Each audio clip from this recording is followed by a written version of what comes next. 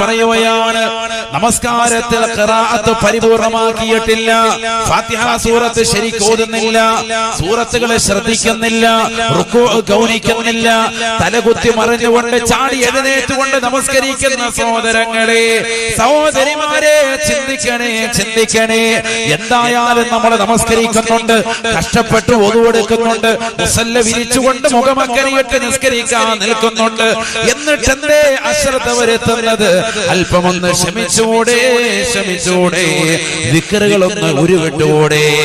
എന്തേ റബ്ബിനോട് ദിക്ർ ചൊല്ലാൻ ഇത്ര മടി? ഈ ദുനിയാവിൽ നീ ഒരുമിച്ച് കൂട്ടിയ ഏറ്റവും വലിയ നിധികളിൽ ആദ്യമായി നബി തങ്ങൾ പഠിപ്പിച്ച നിധി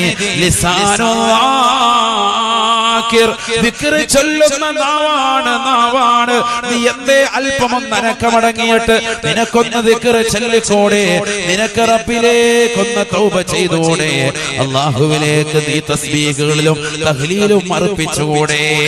നമസ്കരിക്കുന്ന സഹോദര, നമസ്കരിക്കുന്ന സഹോദരി, നീ നിന്റെ ജീവിതത്തിൽ നമസ്കാരത്തിൽ സ്പീഡായിട്ടാണ് നിസ്കരിക്കുന്നതെങ്കിൽ, റുകൂഉം സുജൂദും ശ്രദ്ധിക്കാതെ അശ്രദ്ധ വെച്ചുകൊണ്ട് പൂർത്തിയാക്കാതെയാണ് നിസ്കരിക്കുന്നതെങ്കിൽ നിന്റെ നമസ്കാരത്തെ ചുരുട്ടുകയാണ്. യുലഫു സലാത്തുഹു, അവന്റെ നമസ്കാരത്തെ ചുരുട്ടുമത്രേ, മലായിക്കത്തുകൾ ചുരുട്ടിയെടുക്കുകയാണ്.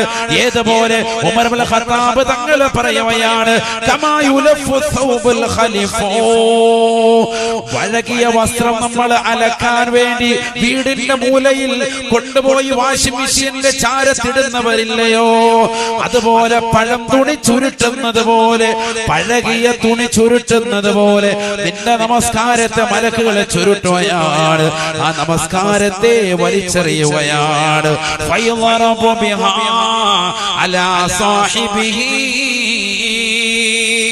നമസ്കരിക്കുന്നവന്റെ മുഖത്തേക്ക് മലായികത്തുകളെ തിരിച്ചറിയുമത്രേ.